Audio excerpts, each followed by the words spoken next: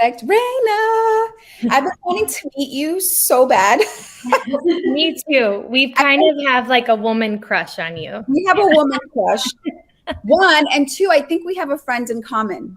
Do you know Cristina Giraldo? She's Colombian. She went to the University of Miami as well, or Florida. The name sounds familiar, and I feel like I'm blanking. I know the name. Yeah, you know her. You guys either went to school together or you were. Her name is Christina, and she did our social media for a couple of years. So that's how I know. Yeah, for a couple of months. But she's excellent because she's like, I know her. We went to school together, and I'm like, oh, are you in contact with her? And then it turns out that we got in contact anyway. So how are you today? Are you in Florida? Yes, I'm in Miami. So it's your typical, well, it's actually kind of rainy. It's a sunny, rainy day. Um, but everything has been pretty good so far. I forgot you guys were on the West Coast. So We are on the West Coast. Yes, and it's very nice today. I can't complain. Finally, it's like we've had like rainy, cloudy weather for the past 2 weeks, and it's been Raina, I'm almost 9 months I'm 9 months pregnant. I saw your beautiful baby shower. Oh my God, thank you. Uh, I have all the things happening right now. All of the I need it done. Okay.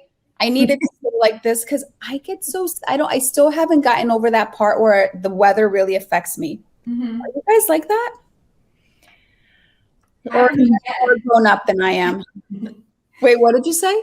I said I don't know yet if you're talking in terms of like pregnancy, but Oh no, I think in general, I'm like no, I think it's the blues when it's dark. I always realize when like spring and summer is coming and I have like a burst of like I want to do this and I want to go outside and it's like I realize just how like the energy. seasonal, that you get in that winter funk Yeah. Reyna, where did you grow up?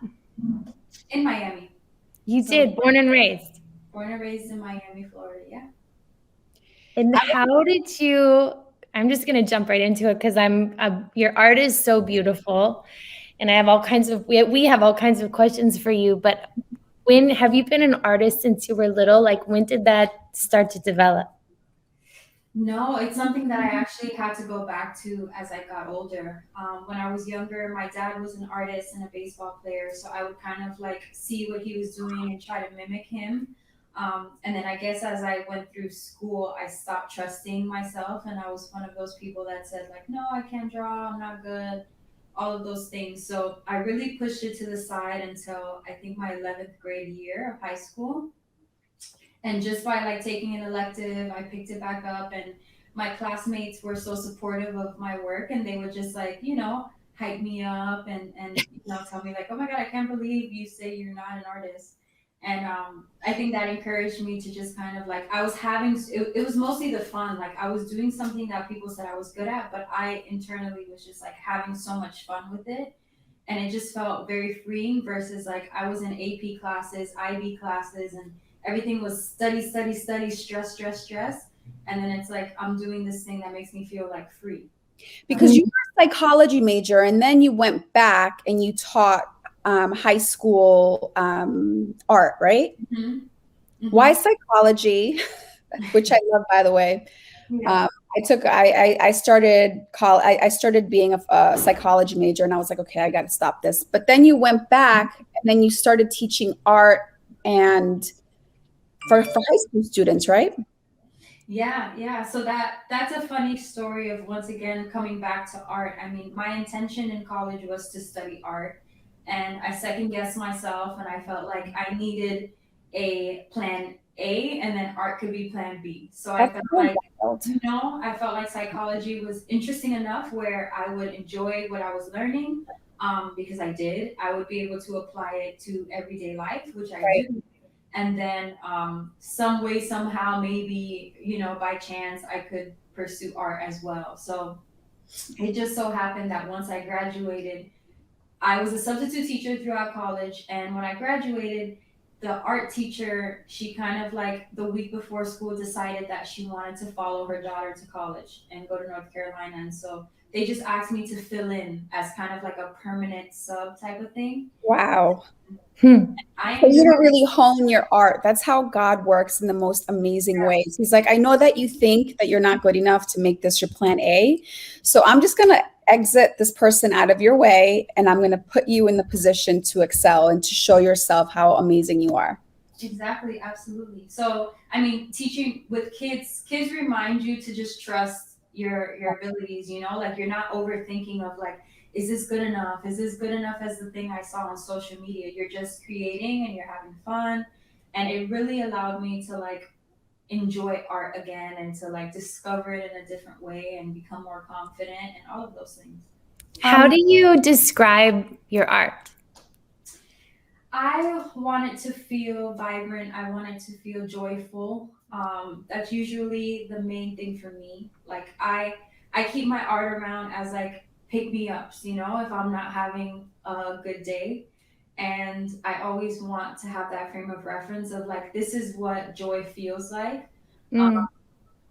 Because I've learned that, you know, like we can control our happiness by like controlling what's around us, you know, whether it's the people we allow around us, the spaces that we occupy, like all of those things matter in creating like happiness that's sustainable. So I want my art to contribute to that for myself and for other people. But also, I feel obviously art is very subjective, and I'm going to tell you how I feel when I look at your art. By the way, you sent me a piece through HBO, not to me directly, but you sent me a piece through HBO, and I'm going to put it in my daughter's room that's getting done right now. When I look at your art, I feel like there's a there's a story that you're trying to tell, and it's very cohesive through everything. It's very women empowering. It's very Afro Latina, just Latina female empowering. And when you said it's like I want it to feel like a burst of joy and happiness, it's exactly what it does for me. Mm-hmm. And it really, was there a reason? Is there a reason? Was there a moment that you decided? Because you could take that joy and do all sorts of things, but you kind of, there's like a very specific motif and kind of underlying story that you're telling that I love. So was there something that happened in your life, a reason why you've stuck with this female empowerment kind of, landscape that you've created? Because that's what I see. When I see, I feel like, okay, I can do anything. I'm a strong Latina woman. You know, I can embrace my curves. I can embrace every part of me. And I know that's a big part of your mission, but I wanted to dig a little deeper and see if there was like a story there or something that made you kind of go in that direction with your artistry. Yeah, I mean, it's because when we talk about happiness and being able to cultivate happiness around you, if we think broadly as a woman, what keeps you from, you know, being happy, right? Being concerned with how other people view you, being concerned with all of these like roles we think we have to fit into, or what the media says is beautiful, what the media says is success, and all of those things. And when you trickle it down and you say, okay, you're not just a woman, you're a Latina woman, right? You're in this place where some people don't feel you belong in this country. They don't feel you're worthy of success or of equal pay, of all of those things.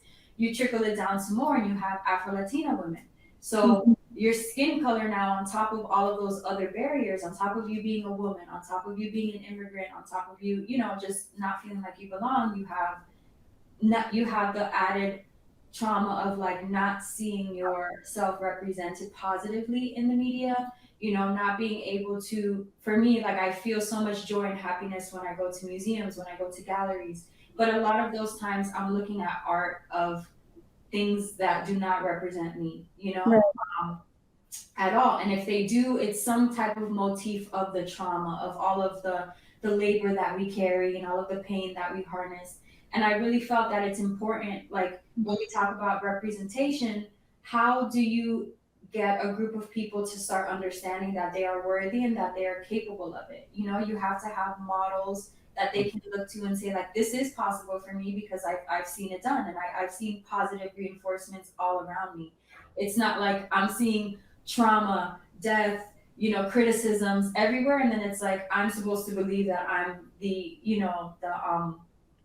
exception to the rule. So I just think that we need to continue to just pump those positive imagery into the media and into spaces that we all enjoy: movies, TV, art galleries, all of those things.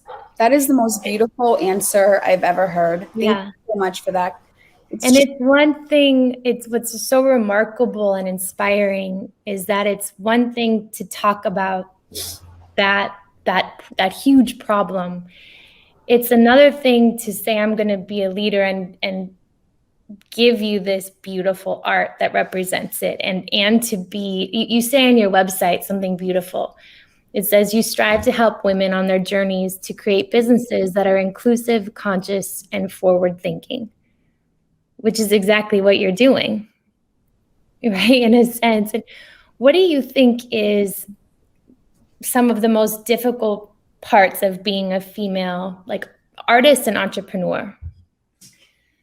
Just one, I feel like everything that we do is compared first and foremost, or limited. There's all of the limited beliefs. You can't be both. You can't be a mother and a business owner. You can't be soft yet strong. You can't be outspoken yet soft. It's like we always have to choose: either you're the angry cat lady or you're the nurturing mom that is delicate and shouldn't be outside and shouldn't be the spokeswoman for anything. And I think that it's very important for us to show that we're super multifaceted. We carry our whole communities on our shoulders. I feel like we all look to the matriarchs of our communities for guidance and for nurturing and for all of those things. But I don't think that it's reflected in the way that we're able to pursue our dreams. I don't think it's reflected in the way that we receive respect.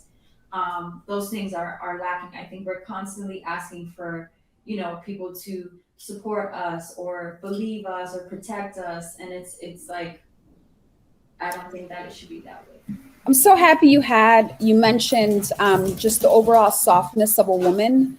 I feel like oftentimes Latina women, especially Latina women of color, and Black women, just minority women, are kind of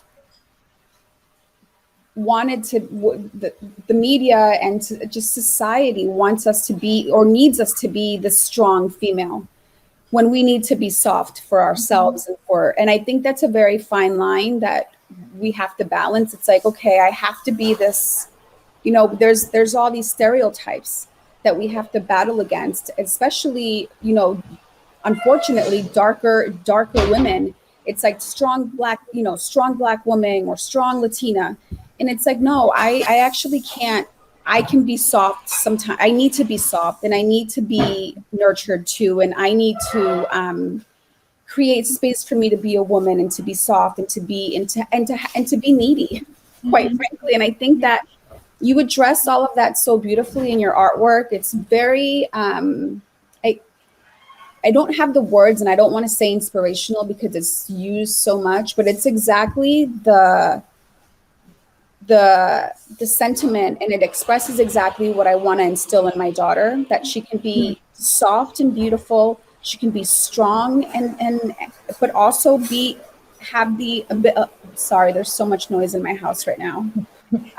You can be strong, beautiful, you can have needs, you are someone that is learning, that is growing, that has the right to evolve, which is oftentimes not something that is afforded to us. Yeah, 100%. I think, and it all comes from, I'm glad that you can feel that in my work, because that's 100% intention. That's the intention that I lead my life with, and then it pours into my work, because everything that I'm doing and experiencing, I feel like I always try to take a step back and look down the line and be proactive of like, what can I see? What trends can I see that can lead to my downfall as a person, or, in my career? And I think of rest, which is something that I talked about the other day and a lot of people resonated with. I used to be the type of person that felt like I needed to put in, 100 hours a week to be deserving of rest. I needed to do 10,000 times more than anyone else to deserve just a little ounce of rest.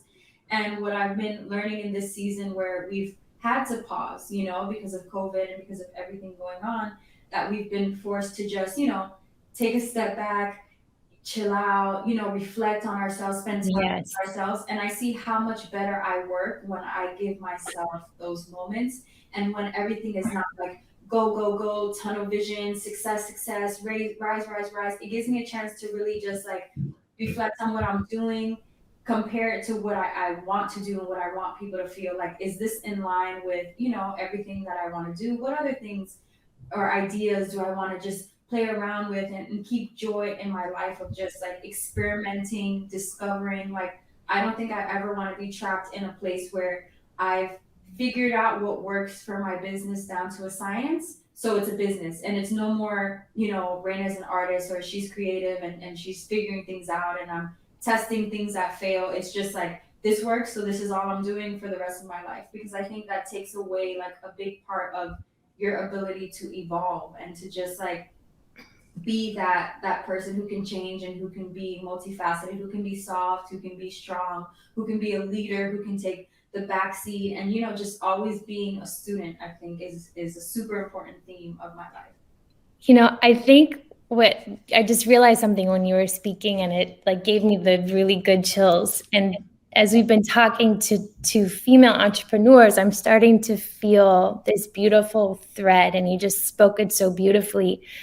But I feel like women are reinventing what it means to be an entrepreneur and a leader. And that is that we realize that we tap into our intuition and into ourselves, and we take a break and we take a beat and we step back and we listen. And that's what we allow to guide us, versus what you just said, the like 1,000-hour work week, which was like drilled in us as children. And because a lot of men were our leaders, right? And they're like, hard work pays off. It's like, no, I can accomplish more if I just tap into myself and rest, like you said, and nourish ourselves. And how that's just so beautiful to me. It's like, it's amazing. We have superpowers within us. And I always feel, I love that you mentioned that too, and like how we look to men for the business model. And it's always important to me to look at both sides and see, what parts of being a woman are sacred and important to me, and what parts, of the way that men live their lives have allowed them to be successful. And we see that as women, we're now realizing that and embracing our duality, because all the women that I know, regardless of if they have a full-time job, if they have a family, they're still expected to to take care of their children, to cook, to clean, to do all those things. And they find the time to care for everyone, And a lot of times I remember growing up, my mom was a tutor. And so a lot of times when she would tutor, children that were from wealthy families, and eventually they talk about their parents, and it's like, yeah, I don't see my dad, he's always working. And like, that's okay, that's normal, because the dad is the breadwinner and things like that. So I just think how far and how much better off as a society we would be if we pulled from each other, and women gain some of that, like that ambition and that tenacity of like, I'm gonna follow my dreams, and I'm not afraid to ask for more, I'm not afraid to take up leadership roles. And men could also acquire some of that softness of like, showing love is important, being home is important, nurturing is important, and we can kind of both share the weight, and everybody can feel like they can, just model all of those things and live full and diverse lives. Wait, I can't hear you. Sorry. I think that, can you guys hear me? I think that on a macro level, that's where we're evolving to, where a lot of men and women we're both understanding that we have both feminine and male energy that we can harness to use to our benefit. And yeah, being strong and being, those are very typical male, characteristics. But a man being able to create space for his wife to go out into the workforce and follow her dreams, that's beautiful, and that's empowering, and that's very masculine. And at the same time as it is being feminine, to support your woman and support female entrepreneurship, which, by the way, female entrepreneurship, especially among Latinas and Black women, is skyrocketing in the last, couple of years. Don't quote me on the statistic, but I know it's true. But throwing that out there. Reyna, you know it's true. Yeah, no, absolutely. Reyna, tell us about your book, In Bloom. So In Bloom stems from, well, all my books kind of stem from my need to take what I've learned and share it in a way that I think other people can look at and say, wow, I've been through similar things, and like this is what she's done with those lessons, and I can do the same thing. So they're just, it's a collection of poems, and it's chronological to a whatever growth phase it's about. So In Bloom was about pretty much my transition from teaching to trusting myself and becoming a full-time entrepreneur, and really coming into my artistic style development and all those things. And so Amazing. so it deals with everything you can think of. It deals with having to leave friendships behind that don't allow you to grow. It has to deal with unlearning mindsets that hold you back in love and in life, and all sorts of things. It comes from me learning that gratitude was central to me having any type of success. Was to already honor where I was, and it's just like lesson upon lesson of things that I had to learn, and because I learned them and actually applied them, I was able to see my dreams manifest. It's like putting in those steps to then see your dreams come true is like, it's my version of The Alchemist. Okay, I've seen, so you have a collaboration with PacSun that I saw recently, but you're also what are you doing? 'Cause speaking of success, you're doing a lot right now. You're writing a book, another book. Let's hear it all. All these collaborations happening, and then you're on the phone with us, and I'm so grateful. Tell us more. Yeah. Yeah, I think I do have a lot going on. So the PacSun collaboration is ongoing. So I think right now a lot of the stuff is sold out, but there should be another wave of new teas and things happening. Um, I've been doing, I wrapped the Brookfield Place in New York, the building for the winter season. They did an installation with me, which was super cool to see my work at that scale. Amazing. We did the Old Navy Black History Month tea in February. I've been doing a couple book covers. I think that was part of it. The collaboration, the print that you got was from, I think, the Isabel Allende. Yeah. Yeah. Beautiful. So it's really fun to see, it's like when you're creating, and I try to not forget that phase of my growth of when like I was trying to figure out like where can art take me, right? What can I do with these works? Like who's gonna want them or like them? So it's really interesting to go from that feeling of just like doubt and like, okay, what's gonna happen? What am I doing? To seeing all of these creative ways that I'm able to align with brands and businesses that I've admired from afar, and for them, to tap me on the shoulder and say, I think your art can help us amplify this theme and this thing. And I think it's been super powerful for me and just like really eye-opening. I think I'm shocked, every time another email comes through, I'm super humbled and shocked and honored. What dream are you manifesting right now?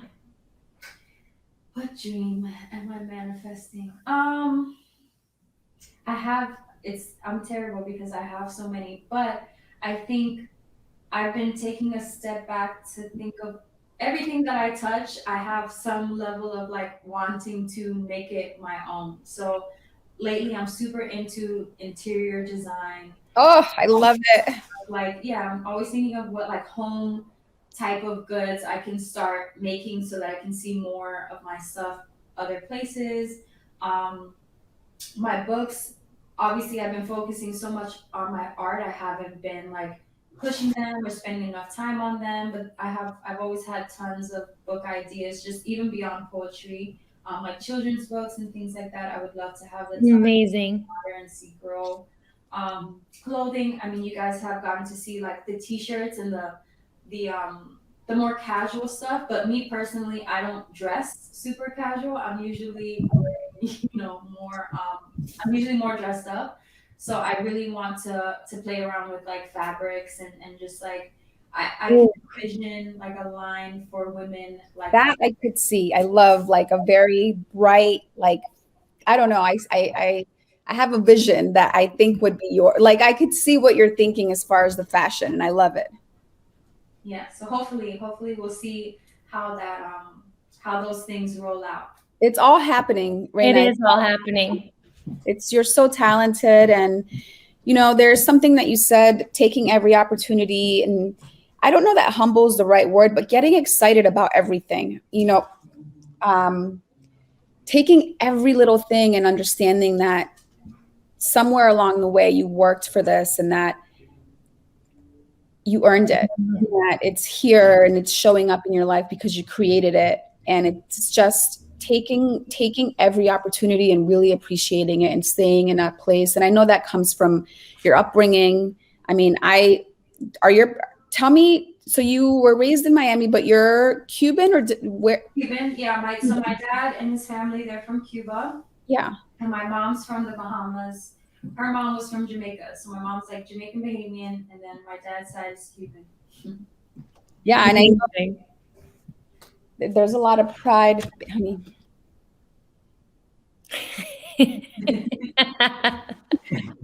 this is going to be on live. No, you're not embarrassing me. Bye, honey. Have a good day. Reyna, tell everyone how we find you. I'll have it in the article, but for the live part, how can they follow you? So social media, you'll get to keep up with a lot of my work, my collaborations. That's at Reyna Noriega _. And then from there, you can find my website, reynanoriega.com, and pretty much the links to my shop and links to everything, all the resources and the goodies that I have. You can find it there.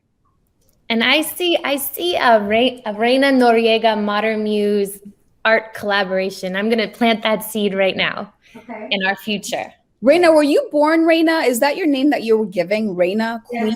Yes. Queen? Yeah, your parents were that. I love them. That core, they're like, you know what? Your name is Reyna. They knew what they were doing. Yeah, I love that. I mean, my dad is Reynaldo, so it's the short version. That's why it's spelled that way. But they knew that it would serve as the shortened version, and then like Reyna with the Y. But absolutely incredible. Beautiful. Reyna, it has been such a pleasure meeting you, talking to you, getting to know you more. I'm really, really grateful that you took the time to talk with us. I'm going to be watching for everything that you do. Me too. I'm going to order some art today, as a matter of fact. Yes, especially the fashion line. We need to get that going because I'm all in. I'm loud too. I like it too. And then follow us, stay in contact with us at Modern Muze. We have a lot of amazing stuff coming up. Maybe we'll do something else down the line when you have time. And we have an event coming up. And I don't know if you ever come out to LA, but you're invited. As of right now, you will be getting an invitation.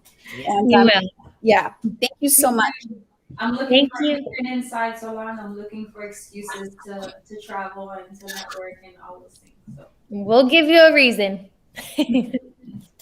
All right, thank you, Beauty. Have a great day. Okay. Have a good day, Reyna. Bye, everybody. Bye.